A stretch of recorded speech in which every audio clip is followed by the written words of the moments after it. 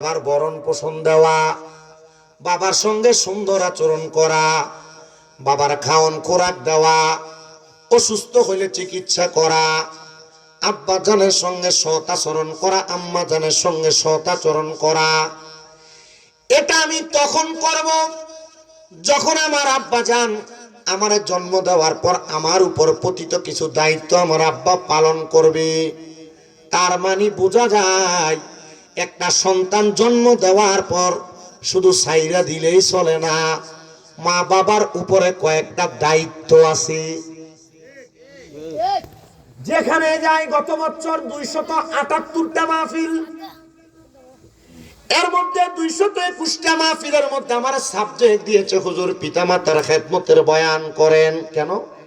ইউটিউবে দেখছি আপনি মা বাবার খেদমতের বয়ান বড় সুন্দর করে করেন, কিন্তু আমি কত জায়গায় জিগাইলাম মা বাবার সন্তানের উপর মা বাবার শুধু দায়িত্ব এগুলাই শুধু বলবা, কিন্তু মা বাবার যে সন্তানের উপর কয়েকটা দায়িত্ব আছে ওই দায়িত্বগুলার ওয়াজ করার কথা কি আমারে বলবা না? এই জন্য আমি যত জায়গার মধ্যে মা বাবার উপর সন্তানের দায়িত্বগুলো আমি আলোচনা করি তার আগে সন্তানের উপর মা বাবার দায়িত্বর আলোচনাটা করি। এবার আপনারা যারা যারা এখানে বসলেন, পর্দার আড়ালের মা বোনেরা যারা যারা শুনতেছেন, আপনারা যারা ছেলে মেয়ে জন্ম দিয়েছেন, আপনারা খুশি হয়েন না। আপনারা যদিও ছেলে মেয়ে জন্ম দেওয়ার পর কমপক্ষে 5টা দায়িত্ব আপনি পালন না করেন, তাহলে আপনার বৃদ্ধ বয়সে আপনার সন্তান আপনারে খানা দিবে না, আপনার সন্তান আপনারে টাকা পয়সা দিবে না, আপনার সন্তান আপনার সঙ্গে সুন্দর ব্যবহার করবে না, আপনার সন্তান আপনারে খাইতে দিবে না, থাকতে দিবে না, পড়তে দিবেন না। এবার আপনারা বলেন, একটা সন্তানের কাছ থেকে মা বাবা বৃদ্ধ বয়সে সম্মান পাওয়ার জন্য মা বাবা ও সন্তানের দায়িত্বগুলা পালন করার দরকার আছে না নাই? তাহলে কিছু দিলে কিছু পাবো। মা বাবা শুধু বলবে আমার পুতে আমারে খাওয়ায় না, কে খাওয়ায় না? শুধু বলবে আমার পুতে আমারে সুন্দর ব্যবহার করে না, কে করে না? শুধু বলবে আমার সন্তান বিবাহ করার পরে আমার সন্তান আমার দেখভাল করে না, কে করে না? শোনেন, আল্লাহর নবী বলেন দুনিয়াতে কোনো মা বাবা সন্তান জন্ম দেওয়ার পরে ওই মা বাবা যদি তাদের সন্তানকে জন্ম দিয়া 5টা দায়িত্ব পালন করে মুসলমান, তাহলে ওই সন্তান কোনোদিন মা বাবার সাথে গাদ্দারি করবে না, মা বাবার সঙ্গে অসৎ আচরণ করবে না, মা বাবার খানা না দেওয়া পর্যন্ত থাকবে না। আল্লাহর নবীর প্রখ্যাত সাহাবী হযরতে আনাস ইবনে মালিক রাদিয়াল্লাহু তাআলা আনহু, যিনারে মাত্র 2 বছর বয়সে ওনার মা নবীর দরবারে নিয়ে আসছিলেন নবীর খেদমতের জন্য। আবার কেউ কেউ বলেছেন আমার নবীজি রাহমাতুল লিল আলামিন নবীর দরবারে আনাস ইবনে মালিক রাদিয়াল্লাহু তাআলা আনহু 6 বছর 8 বছর বয়সে হযরত আনাসের আব্বা জান অন্য জায়গায় বিবাহ করার কারণে ওনার আম্মা জান নবীজির দরবারে আনাস ইবনে মালিককে দিয়া ওনার আম্মা জান যুদ্ধে আহত সাহাবায়ে কেরামদেরকে সহযোগিতা করতে চলে গিয়েছিলেন। ওই আনাস ইবনে মালিক আমার নবীজির দরবারে একদিন 2 দিন না 10 বছর পর্যন্ত খেদমত করেছেন, 10 বছর। আর এই জন্য হাদিসে মুবারাকার মধ্যে আনাস ইবনে মালিক রাদিয়াল্লাহু তাআলা আনহুর একটা উপাধি দেওয়া হয়েছে খাদেমুর রাসূল, মানে নবীজির খাদেম। ধরে ধরে কোন সুবহানাল্লাহ। নবী আমার ডাক দিয়া কয় আনাস ইবনে মালিক শোনো,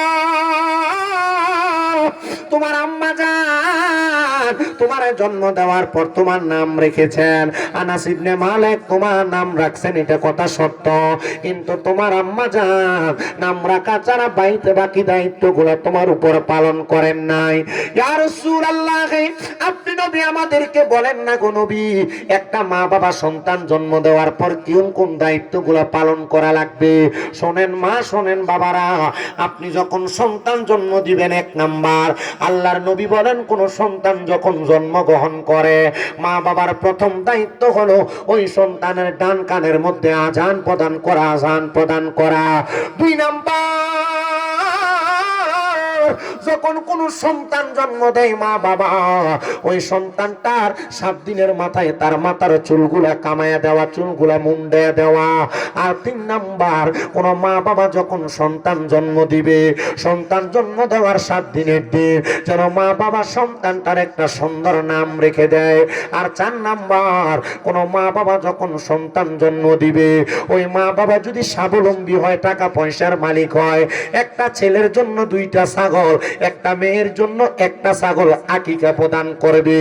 এই ব্যাপারে আরেকটা হাদিস হযরত আব্দুল্লাহ ইবনে আব্বাস রাদিয়াল্লাহু তাআলা আনহুর তাফসীর ইবনে আব্বাসের মধ্যে ওয়ালা তুশরিকু বিহি শাইআও, আল্লাহ তাআলার কোরআনুল কারীমের আয়াত ওয়াবিল ওয়ালিদাইনি ইহসানা, এই আয়াতের তাফসীর করতে গিয়ে উনি বলেছেন, যখন কোন সন্তানের মা বাবা সন্তানের পক্ষ থেকে আকিকা দেয়, মানে ছাগল অথবা বকরিকে সন্তানের জন্য আকিকা প্রদান করে, তাহলে সন্তানের 7 দিনের দিন আকিকা দিয়া দিলে ওই সন্তানটার আল্লাহ তাআলা রোগবালা মুসিবতগুলা যখন ছাগল আর বকরিটারে জবাই করে, তার রক্তের সাথে দুলিশাত করে দেয়। জোরে জোরে কোন আল্লাহু আকবার।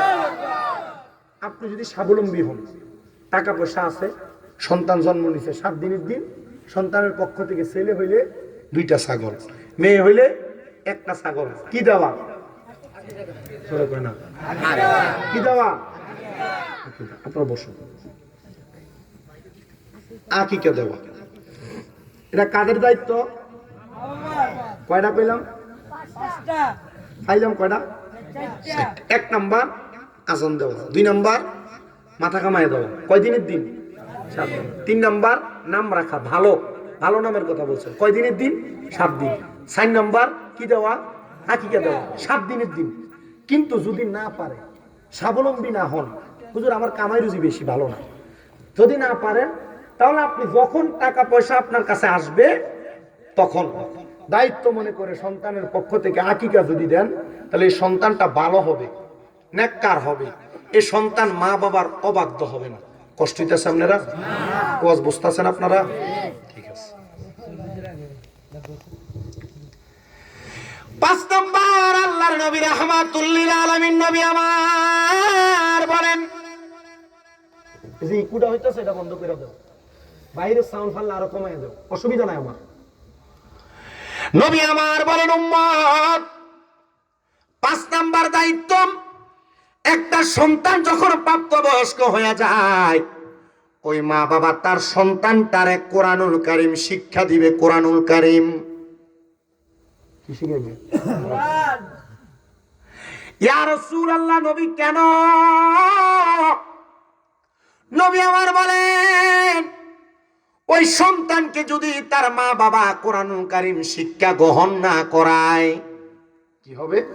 কাল ময়দানে মাশরে ওই সন্তান যখন ফুলসেরাতের কিনারায় যাবে, সন্তানকে প্রশ্ন করা হবে, কিরাআতুল কোরআন, সন্তান কোরআনুল কারীম তেলাওয়াত করো।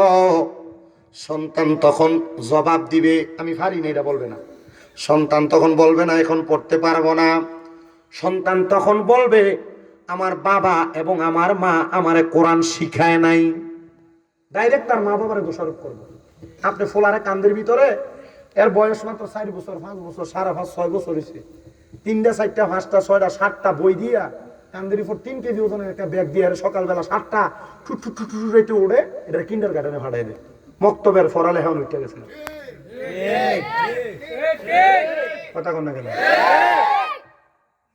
আর উঠে যাওয়ান কারো কথা, আপনি কিন্ডার গার্ডেনে পড়াবেন, সর্বনিম্ন 350 টাকা মাসের পরে বেতন দেন, 500 টাকা বেতন দেন। আর মক্তবের 50 টাকা বেতনের লেগে মাসে 3 বার আপনার ঘরের দরজায় যাওয়া লাগে, তাও পরে দিবেন।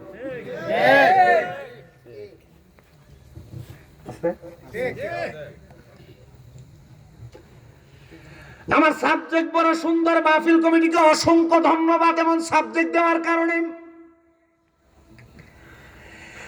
এবার শুনো, সন্তান বলবে আমার বাবা আমারে শিখায় নাই, আমার মা আমারে শিখায় নাই, তখন আল্লাহর পক্ষ থেকে আদেশ হবে সন্তানের মা বাবারে ডাক দিয়ানো। বাবাকে ডাক দেওয়া হবে, কেন শিখান নাই? দুনিয়ার ব্যস্ততায় সন্তানকে খাবার যোগান দিতে যায়া, স্ত্রী পুত্রকে চালাইতে যায়া, আমি আমার নিজের কর্মব্যস্ততায় আমি আমার সন্তানকে কোরআনুল কারীম শিক্ষা দিতে পারি নাই। এবার বলবে, এ ফেরেশতার দল, এই সন্তানটার বাবাটারে ফুলসেরাতের লম্বা লম্বি কইরা হাতগুলারে ফুলসেরাতের এক পারে দাও, আর পাগুলারে আরেক পারে দাও। আর সন্তানকে বলা হবে, সন্তান তুমি তোমার বাবার বুকের মধ্যে পাড়া দিয়া ফুলসেরাতটা পার হও। যেই ছেলে আপনার গায়ের সাথে পাও লাগলে 2 বার সালাম করেন, এবং যে সন্তান আপনার শরীরের সাথে স্পর্শ পাও লাগলে 2-3 বার সালাম করে, সুমা দেয় হাতের মধ্যে, ওই সন্তান তখন তার বাবার বুকের মধ্যে পাড়া দিয়া ফুলসেরাত পার হবে। আপনারা শুনলে বড় অবাক হবেন। কিশোরগঞ্জের একটা বেড়া, এ বেটার কাম হলো ডিস্ট্রিক্ট ট্রাক চালায়। কয় হুজুর, কখনো জাফলং পাথরের টিপ নিয়ে যাওয়া লাগে আবার ঢাকা শহর, কখনো মালের টিপ নিয়ে ঢাকা থেকে যাওয়া লাগে চট্টগ্রাম বন্দর, চট্টগ্রাম বন্দর থেকে মাল নিয়ে আবার যাওয়া লাগে উত্তরবঙ্গের দিকে।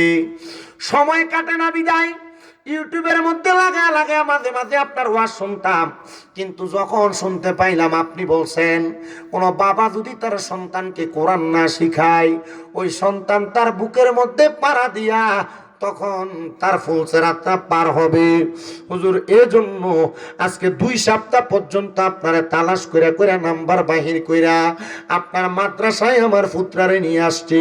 হুজুর, আমার সন্তানটারে আপনি আপনার মাদ্রাসায় পড়াইবেন, হাফেজ বানাইবেন। আমি আপনার কাছে কিছু চাই না, যেন আমার সন্তানটা আমি বাপের মরার পর আমার জানাজাটা পড়াইতে পারে। হুজুর, আমার সন্তানটারে সেই উপযোগী বানিয়ে দিয়েন। আপনাদের দোয়ার বরকতে গত 6-7 দিন আগে আমার মাদ্রাসায় একসাথে 5 জন ছেলে হাফেজে কোরআন হয়েছে। তো আমার কথা হলো, যে বাবারা তাদের সন্তানদেরকে কোরআনুল কারীম শিখায়, ওই বাবাগুলা ধন্য ধন্য ধন্য। আমি আপনাদেরকে সেই কথাগুলার ধারাবাহিক বয়ানটা শোনায়া দিই। কিন্তু যদি আপনি আপনার সন্তানকে কোরআন না শিখান, এটা আপনার দায়িত্ব, কিন্তু এই সন্তান আপনার বুকে পাড়া দিয়া ফুলসেরাতটা পার হয়ে যাবে। বলে হুজুর, তাহলে আমার বাবা আমারে কোরআন শিখায় নাই, তাহলে আমি কি আমার বাবার বুকে পাড়া দিয়া পার হয়ে যাব? না না মুরব্বী বাবারা, না না যুবকের দলেরা, না না পর্দার অন্তরালের মায়েরা, ছোট ছোট মাসুম বাচ্চারা, কোন সন্তান বুঝদারা হওয়ার পরে, প্রাপ্তবয়স্ক হওয়ার পর, ওই সন্তান যদি নিজ দায়িত্বে আল্লাহ তাআলার কোরআনুল কারীম শিক্ষা গ্রহণ না করে, তখন সন্তান যখন তার বাবার বুকের মধ্যে পাড়া দিবে, তার বাবা সহ সন্তান একসাথে জাহান্নামের আগুনের মধ্যে পতিত হয়ে যাবে।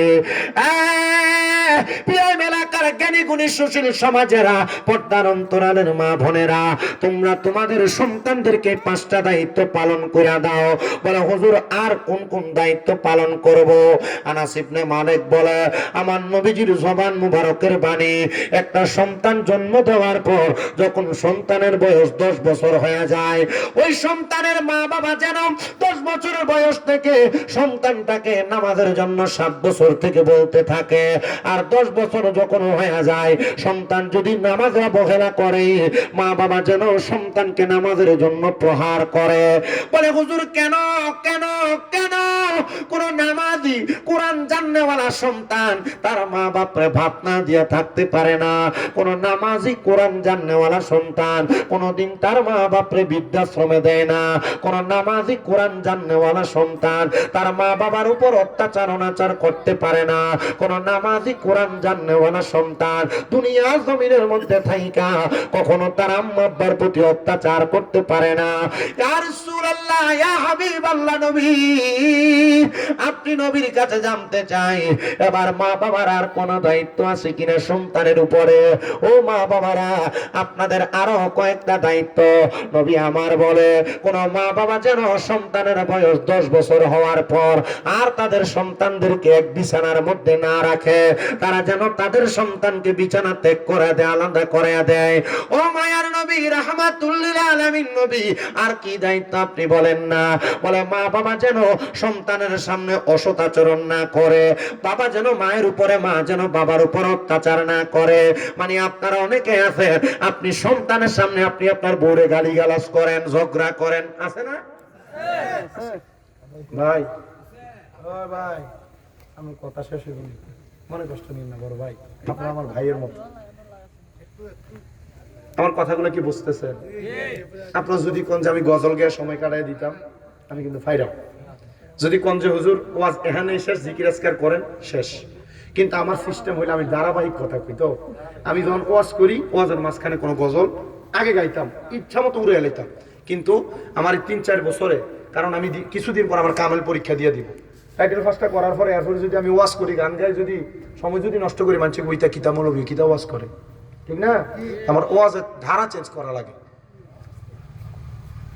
এই গত 17, 18, 19 তারিখ আমার মাহফিলগুলো উত্তরবঙ্গে ছিল, যেখানে এরা তারা একে আমি করে না, আমার ভিডিও মেরামত এটা মা বাবার দায়িত্ব আলাদা করে দিবেন, নচেত আপনার সন্তান দুশ্চরিত্রবান হবে। নবীজি এটাও বলেন, যদি সম্ভব হয় 7 বছর বয়সের সন্তানকে বিছানা আলাদা করে দাও। ইয়া রাসূলুল্লাহ নবী, আর কি কি দায়িত্ব আছে আপনি নবী বলেন না? নবী শিখিয়ে দেয়, মা বাবা যেন সন্তানের সামনে ঝগড়া না করে, দ্বন্দ্ব না করে। আর আমরা মারে বাবা সন্তানের সামনে অমুকের জি বলে গালি দেয়, দেখি না? আপনারা চিন্তা করতেছেন, আপনার জবাব ঠিক জোরে আসতো, কারণ আপনারা নিজেরাই চিন্তা করতেছেন, আসলে তো আমি আমার ফুতের সামনে আমার বিস্কিটের গালি দেই।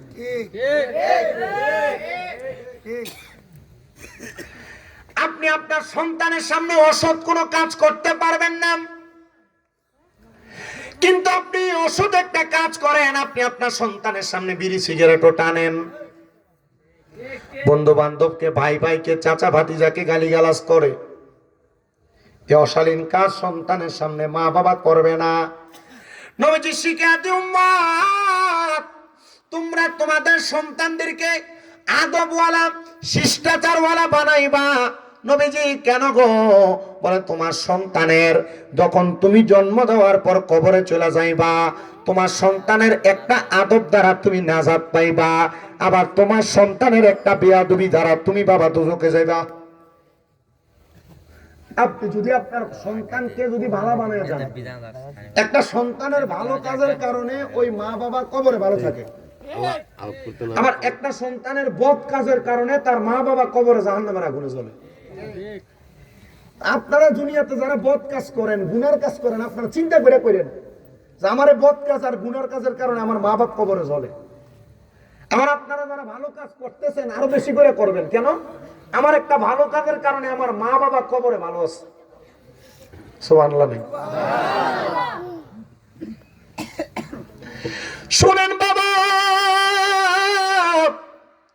রাহমাতুল লিল আলামিন নবী আমার বলেন, কোন মা বাবা তাদের সন্তানকে 8 থেকে 12টা দায়িত্ব যখন পালন করলো, এবার মা বাবা বৃদ্ধ হয়ে গেল, সন্তান প্রাপ্তবয়স্ক হয়ে গেল, এবার সন্তান মা বাবার দায়িত্ব শেষ।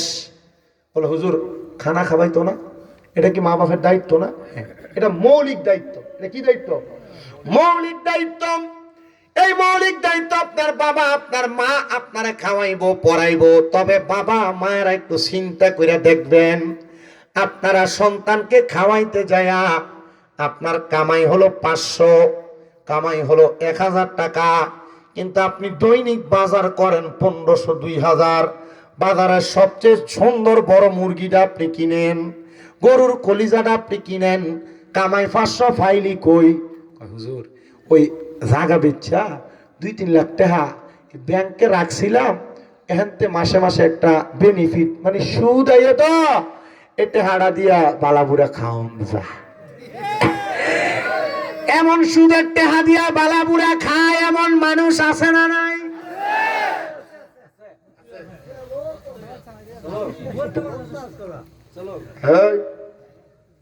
আমার সুদের ওয়াজ তুমি এখন শোনো না, বললে আগামীকালকে সকালবেলা সুদ করে তোমার ফিএম এলাকার দোয়া নেই বইতো না। আমার সাবজেক্ট এটা না, শুধু বলতাছি মা বাপ যারা আছেন আপনারা সুদের টাকা, ঘুষের টাকা, পরের হক মাইরা, মিশা কথা কইরা, কামাই কইরা এই টাকা দিয়ে আপনি আপনার সন্তানকে যারা খাওয়াইতেছেন, এই ফুতো কোনোদিন মা বাবার লগে ভালো ব্যবহার করবে না, ভালো ব্যবহার করবে না। কি ফাললে বাজারে যাই একটু থামাই কথা। এ মুসলমান কেন করবে না? কারণ তুমি যদি তোমার সন্তানকে তোমার হালাল ইনকাম খাওয়াইতে, সন্তান তোমার দায়িত্ব পালন করত, তো তুমি তারে যা খাওয়াইলা তা হারাম, তোমার না পরের হারাম ইনকাম। এ সন্তান তোমার উপর ভালো ব্যবহার করবে? কারণ ওই বিনিময় বুঝাই দিছে কোনটা, পানি দিয়া। টাকা দিছেন, পানি পেয়েছেন, টাকা দেন নাই, পানি পান নাই। আপনি দিবেন, আপনার সন্তান ভালো পাবে, আপনি দিবেন না, সন্তান ভালো পাবে না। এই নবীর উম্মতের দল শোনো, এবার আসেন, কোন মা বাবা তাদের সন্তানের এই দায়িত্বগুলা পালন করে সন্তানকে বড় করলো, তবু সন্তান তার মা বাপরে ভাত দিল না। এটার কারণ একমাত্র নারী। কি? নারী। এটার কারণ একমাত্র নারী। ও সন্তান, তোমরা যারা বিবাহ করার পরে তোমার স্ত্রীর কথা শুনে তোমার মা বাবার সঙ্গে খারাপ আচরণ করো, বদ ব্যবহার করো, অথবা তোমার স্ত্রী এবং তোমার ভাইয়ের স্ত্রী ঝগড়া দ্বন্দ্ব হওয়ার কারণে তোমরা তোমাদের মা বাবাকে জুদা করে দাও, আলাদা করে দাও, মা বাবার উপর অসৎ ব্যবহার করো, আল্লাহর নবী বলেন ওই সন্তান জালেম, ওই সন্তান জালেম, ওই সন্তান জালেম। একবার না, নবী আমার কয় ওই সন্তান জালেম তিনবার, তিনবার, তিনবার। নবীজি কেন কেন কেন? এবার হযরতে আবু সাঈদ খুদরি রাদিয়াল্লাহু তাআলা আনহু থেকে হাদিস বর্ণিত, তিনি বলেন দুনিয়ার জমিনে কপাল পোড়া, কপাল মন্দ, হতভাগা ওই সন্তান। নবীজি কোন সন্তান?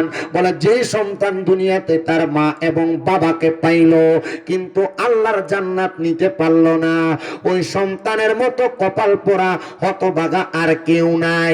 ওই সন্তানের মতো হতভাগা আর কপাল পোড়া কেউ নাই। নবী গো কেন কেন কেন? নবী আমার বলেন ওই সন্তানের জন্য জান্নাত হলো তার মা এবং তার বাবা। সন্তান যদি তার মা বাবার খেদমত দিয়া, মা বাবারে খুশি রাইখা, মা বাপরে রাজি রাইখা, মা বাবার কদমে পইরা সন্তান তার মা বাবার উপরে মা বাবারে সন্তুষ্ট রাখতে পারে, তাহলে ওই সন্তান যেন জান্নাত ক্রয় করে নিল।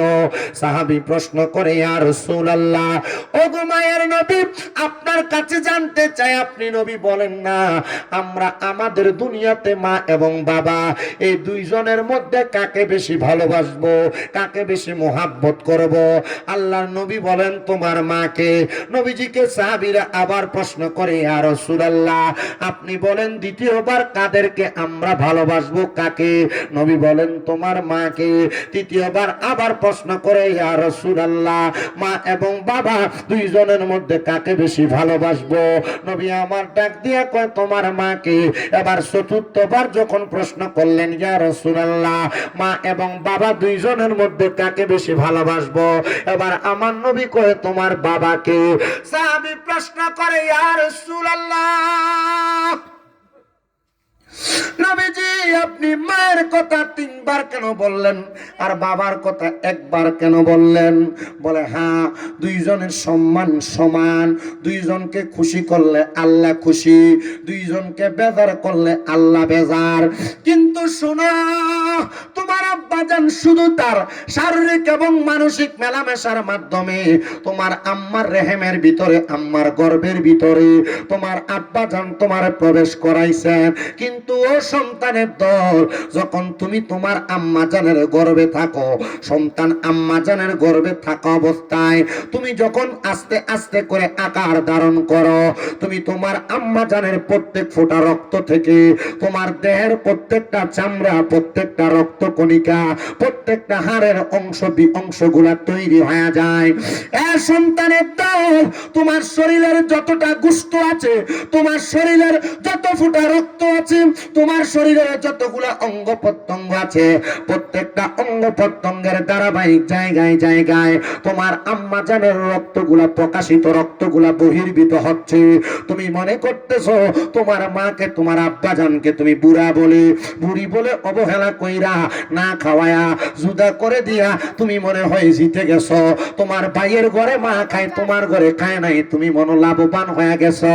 না নবীজি তোমার জালেম বলছে, কারণ তোমার শরীরের প্রত্যেকটা চামড়া, প্রত্যেকটা রক্ত কণিকার অঙ্গ প্রত্যঙ্গ সব সব সব তোমার মায়ের রক্ত থেকে ঘটিত। কেমনে রে তোমরা ওই মা বাবার উপর অত্যাচার অনাচার করো, থাকতে দাও না, খাইতে দাও না, জুদা করে দাও, আলাদা করে দাও, দাও দাও দাও সন্তান তোমার পাও আমার সামনে দাও। কোন সন্তান যদি ওই মা বাবার উপর অসৎ ব্যবহার করে থাকো, আম্মা আব্বার প্রতি অত্যাচার অনাচার করে থাকো, মা বাপরে জুদা করে থাকো, দাও তোমার পাও আমার সামনে দাও, আমি আমার জিহ্বা দিয়া তোমার পাও পরিষ্কার করে দিব। তবে ওয়াদা করবা এখান থেকে বাড়িতে যাওয়ার পরে আম্মা আব্বার পায়ে ধরে মাপ চাইবার, বলবা গো মা ও আব্বা আল্লাহর রাস্তায় আমি সন্তানকে মাফ করে দেন। যতক্ষণ পর্যন্ত তোমার মা তোমার বাবা মুখ দিয়ে বলছে তোমারে মাফ করে দিছি, ততক্ষণ পর্যন্ত মা বাবার পাও তুমি ছাইরো না। হুজুর কারণ কি? কারণটা বলেন না। কারণ মা বাবা যদি তোমার প্রতি রাগ করে থাকে, মা বাবা যদি তোমার প্রতি অসন্তুষ্ট থাকে, স্বয়ং আমার আল্লাহ তাআলা তোমার প্রতি অসন্তুষ্ট থাকে। নবী আমার বলতেছেন সাখাতুর রাব্বি ফি সাখাতিল ওয়ালিদাইন, আম্মা আব্বার অসন্তুষ্টিতে স্বয়ং আমার আল্লাহ অসন্তুষ্ট হয়ে যায়।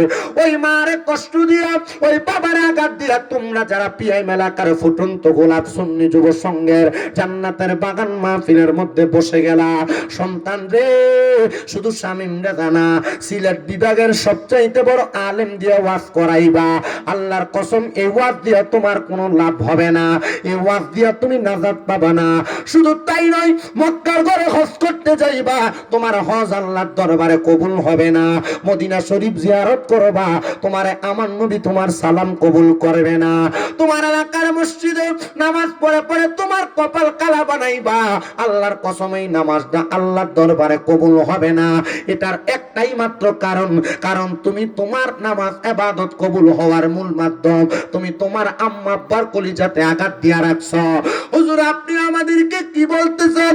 আমরা আমাদের মা বাপরে আঘাত দেই নাই, সন্তান আঘাত দাও নাই তুমি মনে করতেছ, কিন্তু তোমরা দুই ভাই তিন ভাই হওয়ার কারণে মা বাপকে জুদা করে দিচ্ছ, মা বাপকে আলাদা করে দিচ্ছ। মা সকালে এক ঘরে, দুপুরে এক ঘরে, রাত্রে এক ঘরে খায়। মা বাবার খাওন খোরাক নিয়া এলাকাতে বৈঠক আর বিচার বসা লাগে। আপনারা বলেন এমন পরিবার সোনার বাংলাদেশে আছে না? না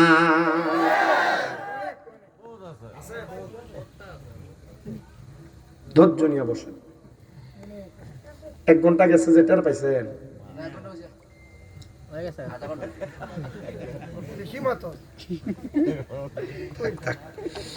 তবে আপনারা যে ভদ্র শ্রোতা একটা প্রমাণ দিচ্ছেন আজকে আমাকে, আমার কাছে খুব ভালো লাগতেছে কথা বলতে। আপনার নিরিবিলি বসে আছেন, আলহামদুলিল্লাহ আপনার নিরিবিলি বসে আছেন, এটাই আমার কাছে, আমার আর কিছু চাওয়ার দরকার। আর বক্ত না হইতেন কেমন?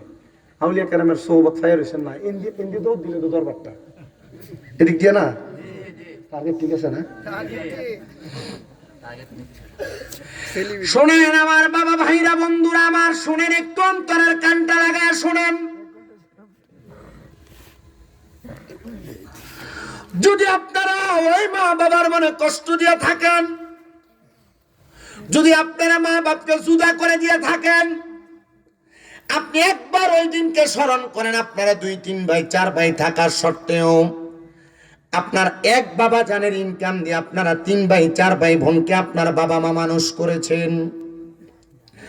কিন্তু আপনারা যারা ওই মা বাপরে ভাত দেন না, কষ্ট দিয়ে রাখছেন, কলেজাতে আঘাত দিয়ে রাখছেন রে সন্তান, আজকের মাহফিল কবুল হবে কি হবে না এটার গ্যারান্টি কেউ দিতে পারবে না।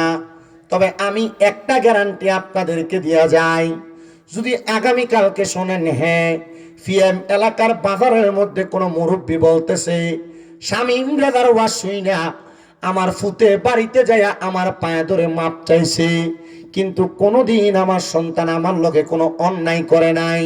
মনে করবা মাহফিলটা আল্লাহর দরবারে কবুল হয়ে গেছে। হুজুর কারণ কি? কারণ কি? আমি কোনোদিন মা বাবার সাথে অন্যায় করি নাই, মা বাবার সাথে কোনোদিন বেয়াদবি করি নাই। আমিও কি মা বাবার পায়ে ধরে মাপ চাইব? আরে শুধু মাপ চাওয়া না, মাপ চাওয়া না, মাপ চাওয়া না। একটা সন্তান মা বাবার পায়ের মধ্যে যদি মাঝে মাঝে সুযোগ পায়, আম্মা আব্বার পায়ের মধ্যে সুমা দিবে, সুমা। বলে হুজুর কি বলেন? মৌলভী সাবরানা বেদাত বেদাত ফতুয়া দেয়। আরে তার বেদাত তার কাছে, রাহমাতুল লিল আলামিন নবী আমার ঘোষণা করে উম্মত আম্মা আব্বার কদমে চুমা দিলে দাম কমে না, সম্মান কমে না, ইজ্জত কমে না। আমার আল্লাহ তাআলা ওই সন্তানের দাম, ইজ্জত, সম্মান আরো বাড়াইয়া দেয়। হুজুর কেমনে বুঝতাম গো? একটু আমাদেরকে জানিয়ে দেন না। আল্লাহর নবী রাহমাতুল লিল আলামিন নবী আমার বলেন, আমি যখন মক্কা থেকে হিজরত করে মদিনায় চলে গেলাম, যাওয়ার পরে অসংখ্য সাহাবায়ে কেরাম আমি নবীকে হালা ওয়া সাহালান মারহাবান বলে বলে স্বাগতম জানাইছেন। আমি নবীজির সাহাবায়ে কেরামদেরকে নিয়ে বসলাম। আমি সব সাহাবায়ে কেরামদেরকে বললাম, আমি নবী তো মক্কা থেকে মদিনাতে হিজরত করে আগমন করেছি, তোমরা কেউ আসো নাকি? আমি নবীর কাছে তোমাদের মনের কোনো ইচ্ছা পোষণ করবা। ডাক দিয়া বলে, ইয়া রাসূলুল্লাহ, ও মায়ের নবী, অন্য কোনো ইচ্ছা না, আমার ইচ্ছা হলো আপনি নবী সেদিন মদিনা থেকে আবার মক্কাতে ফিরে যাবেন, নবীজি আপনি আমাকে আপনার সাথী বানায়া মক্কায় নিয়ে যাবেন। নবী আমার বলে, সাহাবী তুমি কেন আমার সাথে মক্কায় যেতে চাও? সাহাবী বলে, ইয়া রাসূলুল্লাহ, আমার বড় শখ, যেদিন মক্কা বিজয় হয়েছিল, মক্কা বিজয় হওয়ার আগে আমি নিয়ত করেছিলাম মক্কা বিজয় হয়ে গেলে আমি মক্কার চৌকাঠে যায় চুম্বন করব। আল্লাহর হাবিব বলে, সাহাবী তোমার দরখাস্ত মকবুল কবুল করা হইল। 2-3 দিন পরে আমার নবী অল্প কিছুদিন পরে মক্কা মদিনা থেকে মক্কার উদ্দেশ্যে রওনা করেছেন। রাহমাতুল লিল আলামিন নবী যখন মক্কায় চলে যায়, ওই সাহাবীকে সাথে নিয়ে যায় নাই। কে জানি ওই সাহাবীর কাছে খবর দিতে, রে সাহাবী, তোমার নবী মুহাম্মদুর রাসূলুল্লাহ সাল্লাল্লাহু আলাইহি ওয়াসাল্লাম নবী তো তিনি চলে যাচ্ছে মক্কা। আমি দিমু তাকবীর ওইও বড় আমার বাপ না কই আইছেনি? নারে তাকবীর, নারে রিসালাত, নারে গাউসিয়া, আহলে সুন্নাত ওয়াল জামাত, সভাপতি মহোদয়ের আগমন, আলহাজ সৈয়দ জুবাইর কামাল পীর সাহেব হুজুরের আগমন, খানদুরা দরবার শরীফ, খানদুরা দরবার শরীফ, নারে তাকবীর, নারে রিসালাত।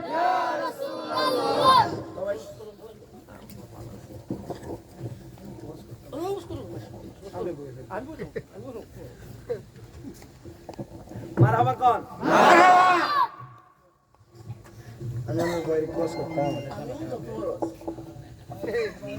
আচ্ছা কোন?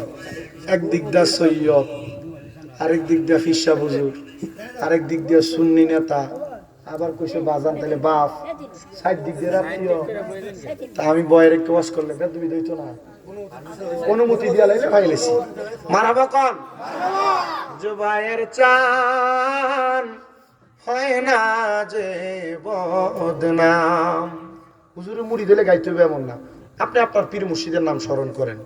মুর্শিদি চান হয় না যে বদনাম। আরে আল্লাহ রাসূল পাইতে আমি বায়াত হইলাম, বলেন আল্লাহ রাসূল পাইতে আমি বায়াত হইলাম। মুর্শিদ চান হয় না যে বদনাম, মুর্শিদ চান হয় না যে বদনাম। ওরে তরিকতের আমল করে কত বাই গেল উপরে গো, আমায় রাইখো শুনো জরে মুর্শিদা মারা মল নাই বলে না, আমায় রাইখো শুনো জরে মুর্শিদা মারা মল নাই, মুর্শিদ চান হয় না যে বদনাম, মুর্শিদ চান হয় না। ওরে তুমি যেদিন যাবে চলে আমরা রে রাইখো নজরে গো, তুমি যেদিন যাবে চলে বাজান আমরা রে রাইখো নজরে গো, রাইখো তোমার চরণে তলে মুর্শিদ প্রাণ ভরে দেখিতাম বলেন, রাইখো তোমার চরণে তলে মুর্শিদ প্রাণ ভরে দেখিতাম, মুর্শিদ চান হয় না যে বদনাম, মুর্শিদ হয় না যে বদনাম। বলো আল্লাহ রাসূল পাইতে আমি বায়াত হইলাম, বলেন আল্লাহ রাসূল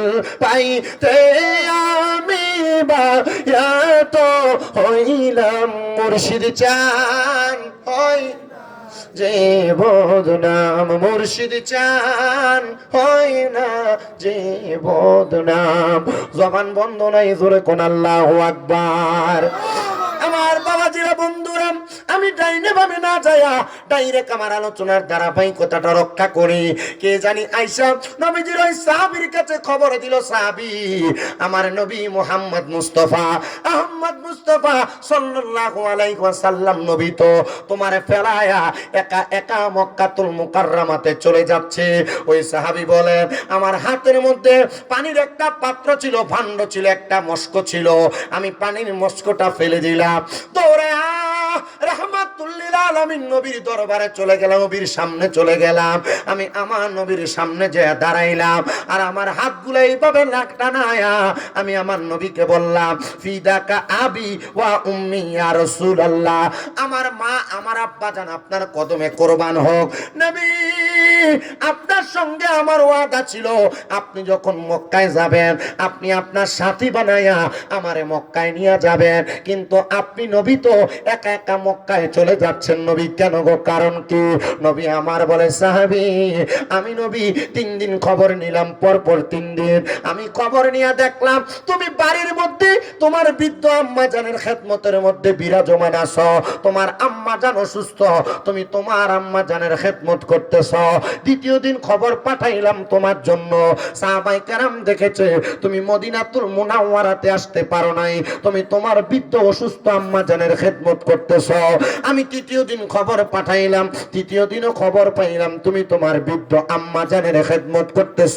ইয়া রাসূলুল্লাহ, হ্যাঁ ঠিক আছে, আমার বৃদ্ধ আম্মা জান অসুস্থ বিদায় আমি আমার আম্মা জানের খেদমত করতেছিলাম, বলে এই জন্য আমি তোমাকে ফেলাইয়া মক্কার দিকে রওনা করলাম। সাহাবী প্রশ্ন করেন, ইয়া রাসূলুল্লাহ, ইয়া হাবিবাল্লাহ, নবী গো আপনি নবী বলেন না আমার বৃদ্ধ মায়ের খেদমত বেশি উত্তম নাকি মক্কার ঘরে যাওয়া উত্তম?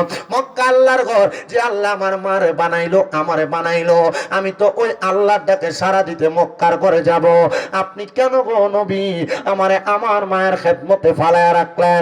নবী আমার বলে, সাহাবী কেন কেন তুমি মক্কায় যাইবা? ইয়া রাসূলুল্লাহ, আমার নিয়ত ছিল মক্কা বিজয় হলে মক্কার চৌকাঠে চুম্বন করব। ইয়া রাসূলুল্লাহ, মক্কা বিজয় হয়ে গেছে, আপনার সাথে যাব, আপনি ওয়াদা করেছিলেন আমাকে নিয়ে যাবেন। নবী আমার বলে, সাহাবী শুনো তোমার মা কি এখনো জীবিত নাকি মৃত? ওই সাহাবী বলে, ইয়া রাসূলুল্লাহ, মা উম্মুকা হিয়া, আমার আম্মা জান সুস্থ অবস্থায় এখনো ঘরে জীবিত অবস্থায় আছেন। নবী আমার ডাক দিয়া কয়, সাহাবী যাও যাও যাও যাও, তুমি তোমার আম্মা জানের কদমে চুম্বন দাও। এই শিরিক হবে, বেদাত হবে। না না না না না না না না, শিরিক বেদাত কোনো কিছু চলবে না। নবী আমার বলে, তুমি তোমার আম্মা জানের কদমের মধ্যে চুম্বন করো। ইয়া রাসূলুল্লাহ, মক্কার চৌকাঠে চুম্বন করতে চেয়েছিলাম, আপনি দেখে দিলেন আমার মায়ের কদম।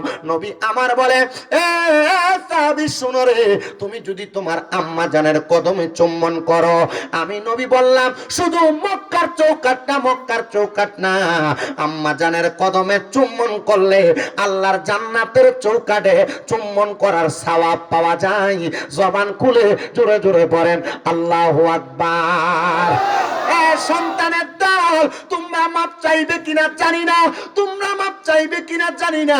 আমি কামেল পরীক্ষা দিয়ে অল্প কিছুদিন পরে ফিকহ শাস্ত্রের মাধ্যমে আমার নামের আগে মুফতি লিস্টিটা লাগানো যাবে। কিন্তু বাবারে, আমি আমার এলেমের জোর দিয়ে ওয়াজ করি না। কুমিল্লা ইউনিভার্সিটি থেকে বাংলায় অনার্স কমপ্লিট করা কমপ্লিট, কিন্তু আমি কখনো আমার এলেমের জোর দেখাই না, জোর দেখাই না। আমি যেই দিন শুনেছি আম্মা আব্বার কদমের মধ্যে চুম্বন করার কারণে আল্লাহর জান্নাতের চৌকাঠে চুম্বন করার সওয়াব পাওয়া যায়, বরকত পাওয়া যায়। আম্মা আব্বার কদমের কাছে কোন সন্তান যদি ছোট হতে পারে, ওই সন্তান দামি হয়, সম্মানিত হয়, ইজ্জত বলা হয়। আমি সেই দিনই আমার মা বাবারে, আমি বৃদ্ধ আমার মা বাবারে ঘুমন্ত অবস্থায় আমি আমার আম্মা জানের কদমে চুম্বন দিয়েছি, আমার আব্বা জানলে চুম্বন করেছি। জানলে খুশি হইবেন, আমার আব্বা জানলে যেদিন আমি চোখ খোলা অবস্থায় জাগ্রত অবস্থায় চুম্বন করেছি, আমার আব্বা আমার দিকে তাকায়া হাসি দিয়া কয়, দেখ ফোলা কি করে কি করে। আমার সাথে আমার একটা খাদেম ছিল, ওই ফোলাটা আমারে কইতো, হুজুর আপনি মাহফিলে গেলে মানুষ আপনার হাতে চুম্বন করে, আপনারে সম্মান করে, তাজিম করে, আপনি বাড়িতে আইলে দিয়ে আপনার মা বাবার পায়ে পড়েন। আমি বলছি, একমাত্র মা বাবার কদমের কাছে আমি সন্তান ছোট হওয়ার কারণে আল্লাহ তাআলা আমার দুনিয়ার মানুষের কাছে সম্মান দেয়, তাজিম দেয়। খোদার কসম করে বলি, যদি তুমি তোমার মা বাবার কাছে সম্মান দিয়া না থাকতে পারো, সন্তান পৃথিবীর যে জায়গায় যাও সম্মান নিয়ে বাঁচতে পারবা না। বিয়ার ছুটি হইবা, লানতের সম্মানিত, লানতের মালা গলায় পরবা। এই জন্য সবার কাছে আবদার, মা বাপরে সম্মান করবা।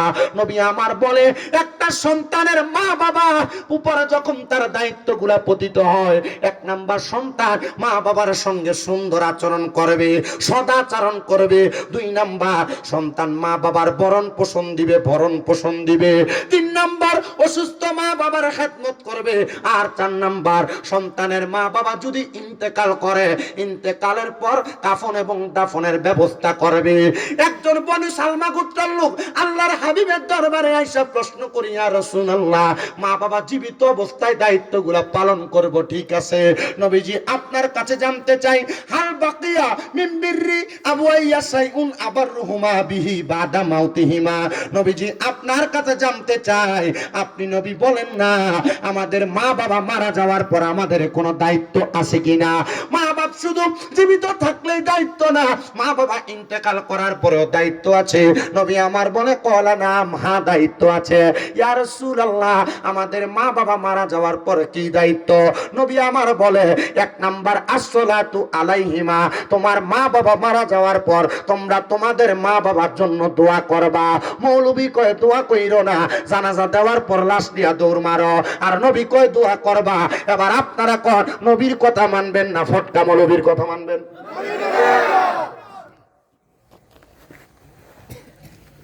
মৌলবী সব ফতোয়া দিয়ে দিছে, জানাজার পরে কি নাই?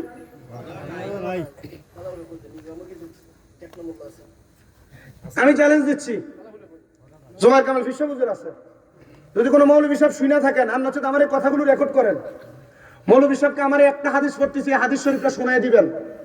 যদি জানাজার নামাজের পর এখন থেকে আর কয় যে দোয়া নাই, লাস্টার খাটটারে এমনি ধর্মের খাপলা দিয়া, আমার মা বাবার জানাজার নামাজের পর আমি দোয়া করবো, তোর ব্যাপারে কি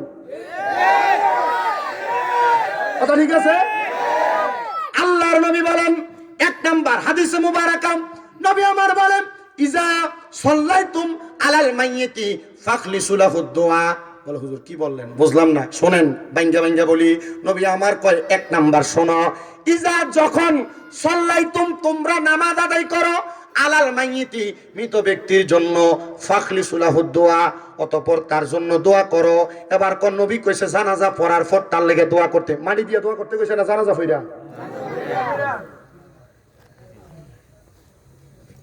কোন সময় দোয়া করার কথা কইছে? কে কইছে? মৌলবী কইলে যে মৌলবীটা মানে কি সূরা আছে? এখন থেকে দোয়া থাকবে না যাবে? আছে। এবার শুনেন, যে সন্তানেরা মা বাবার জন্য দোয়া করার ব্যাপারে অলসতা করে, রহমতের নবী বলেন ওই সন্তান জালেম। কে? যে সন্তান তার মা বাবার মরার পরে দোয়া করে না। কি কইছে? জালেম। জালেম।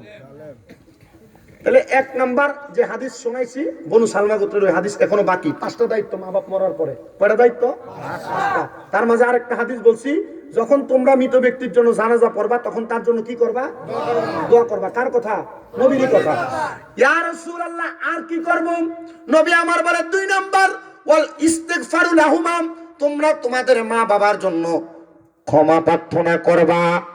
7 দিন, 40 দিন, 9 দিন, 15 দিন বাৎসরিক করা বেদাত, 7 দিনের খানা করা বেদাত, 40 খানা করা বেদাত, এমন ফতুয়া দেয়। কিন্তু 7 দিনে 40 দিনে ডেক্সি বইরা বিরিয়ানি ডেরাইনতে তারা মাদ্রাসা দিলে দাও।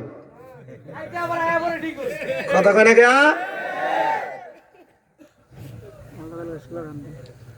নবী আমার বলেন আল ইস্তিগফারু লাহুমা, তোমরা তোমাদের আল্লাহ ভাই আমার কুদর আগে দিয়েছে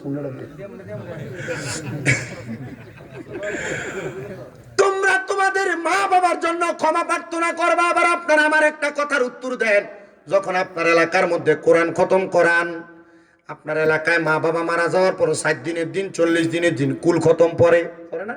1 লাখ বার কুল খতম পড়ান। আপনার এলাকার বড় বড় আলেম থাকলে খতমে বুখারী পড়ান, আমাদের এলাকায় চলে খতমে বুখারী পড়ান। তখন ওই খতমে বুখারী, খতমে কোরআন এবং খতমে কুলের মধ্যে হুজুর দোয়া করে, আল্লাহ আজকে যারা যে মৃত ব্যক্তির জন্য খতমে কোরআন, খতমে কুল, খতমে বুখারীর আয়োজন করলো, এটার উসিলায় যিনি ইন্তেকাল করেছে তিনাকে মাফ করে দাও। দোয়া করেনি? ব্যানার্জি কত দিল তার বিষয় কথা কয় না। এটা এখনো ভালোভাবে চাপে নাই, তবে আগামী 4-5 বছর পরে এটা বেশি চাপবে। এবং দেখবেন আপনার এলাকায় বহু জোয়ান পোলাপান বলবে, কিসের 7 দিন, কিসের 40 দিন, যে টাকা খরচ করবে এটা মসজিদে দিলাম, মাদ্রাসা দিলাম। কয়নি? আছে না? হুজুরে সাক্ষী দিতে আছে, তার মানে মিশা না। মা বাবা মারা যাওয়ার পর খাওয়ানো না জায়েজ, ফমান করার কোনো সুযোগ নাই। তবে জায়েজ ফমান করার সুযোগ আছে। কি? আল্লাহর নবীর একজন সাহাবী হযরতে সাদ ইবনে উবাদা রাদিয়াল্লাহু তাআলা আনহু, তিনি বলেন নবী আমারে যুদ্ধে পাঠাইছেন, যুদ্ধ থেকে বাড়িতে আইসা দেখি আমার মা মারা গেছেন। আমার মার জানাজার নামাজ আমি পাই নাই। আমি চিন্তা করলাম মৃত মা জানাজা পাই নাই, দাফন হয়ে গেছে। আমি নবীজির দরবারে গেলাম, আল্লাহর নবীর দরবারে যাইলাম। আমি প্রশ্ন করলাম, ইয়া রাসূলুল্লাহ আমার মাটা মারা গেছে, নবীজি আমার কোনো দায়িত্ব আছে কিনা? নবী কাছে, ইয়া রাসূলুল্লাহ কি দায়িত্ব? বলে তুমি তোমার মায়ের পক্ষ থেকে সদকা করো। সাহাবী কই, ইয়া রাসূলুল্লাহ আপনি সাক্ষী হয়ে যান, আমার একটা খেজুরের বাগান আছে, যে বাগানটার নাম হলো মিখওয়াদা, ওই খেজুরের বাগানটা আমি আমার মায়ের জন্য আল্লাহর হস্তে সদকা করে দিলাম। আচ্ছা, খেজুরের বাগান কি সদকা করলে কেউ নিতে পারবো? এবার নবী বলেন, সাহাবী তুমিও সাক্ষী থাকো, এই খেজুরের বাগান থেকে যত মানুষ খেজুর আহার করবে, আল্লাহ তাআলা আহারের সদকার সওয়াব তোমার আম্মার আমল নামাই দিবে। পরের দিন সকালবেলা সাদ ইবনে উবাদা দৌড়ে আসছে, ইয়া রাসূলুল্লাহ নবী গো, আমি স্বপ্ন দেখছি আমার আম্মা জান একটা সুন্দর বাগিচার মধ্যে বইসা সুন্দর সুন্দর খাবার খাইতেছে। জিজ্ঞাসা করলাম, মা কারণ কি, এই খাবার কেমনে পাইলেন? আমার মা জবাব দিয়েছে, সন্তান তুমি উৎকৃষ্ট পরিমাণ সম্পদের মালিক হওয়ার পরে তুমি যে তোমার সম্পদ থেকে আমি মায়ের জন্য সদকা করেছো, গতকালকে রাত্রবেলা ক্ষুধার্ত দুইটা পাখি এই খেজুরের বাগান থেকে কিছু খেজুর, পাকা খেজুর আহার করার কারণে আল্লাহ তাআলা আমি মায়ের কবরের মধ্যে এত সুন্দর জান্নাতি খানার ব্যবস্থা করেছে। কি খানার ব্যবস্থা করছে? ওই খেজুরের ব্যবস্থা করে দেওয়ার কারণে। আর আমরা যারা সুন্নি, আহলে সুন্নাত ওয়াল জামাতের আকীদা ওয়ালা, আমরা শুধু খেজুর না, খেজুরের কেজি 800, 900, 1000, গরুর গোশত, মুষ, হাসির গোশত, মাছ দা, বিরিয়ানি খাওয়ায়। কি লাগা? মানুষ খাইবো আর দোয়া করব মানছে আমার আম্মার জন্য, আব্বার জন্য। হুজুর তো খাওয়াইতাম কেন লাগা? আর খাওয়াইবার জন্য আল্লাহর নবীর সাহাবায়ে কেরাম প্রশ্ন করি, ইয়া রাসূলুল্লাহ আইয়ুল ইসলাম খায়রুন, ইসলামে উত্তম কাজ কোনটা? নবী কয় 1 নাম্বার কলা তুতঈমুত তাআম, মানুষকে খানা খাওয়ানো, এটাই ইসলামের সবচেয়ে উত্তম কাজ। তবে আরেকটা দোষ আছে, আমরা এলাকার 60 দিন হয়, 40 হয়, সিন্নি হয়, এলাকার গরিব যেটি গোশত খাইতে হয় না, এটা দাওয়াত দেয় না। ফয়সালা যেটা খাইতে হয় এটারে দাওয়াত দেয়। ফয়সালা মুখছে এসে দাওয়াত দেয়। এটা হইলে তো আবার ওয়াজ গায়ে ফেলে দেবে না? গায়ে বললে কি হইলো? গরিব খাওয়াইবা, মিসকিন খাওয়াইবা, এতিম খাওয়াইবা, ওলামায়ে কেরাম, তবে বাচ্চা বুচ্চা খাওয়াইও, জেসাদারে খাওয়াইও না। যদি খাওয়াও তাহলে এটা খাইলে আরো মা বাবার কবর আযাব দেবে। এটা খাইয়া খাইয়া কইব যে এটা বেদাত, এটা জায়েজ নাই। এ খাইছে ঠিক, কিন্তু বেদাত কইতে পরোয়া করছে না। কথা বলে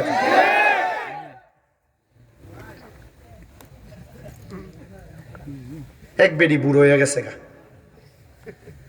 এই বেডির বাড়ি নোয়াখালী। তো এই বেডি চলতে ফিরতে খুব কষ্ট। এক ফলাই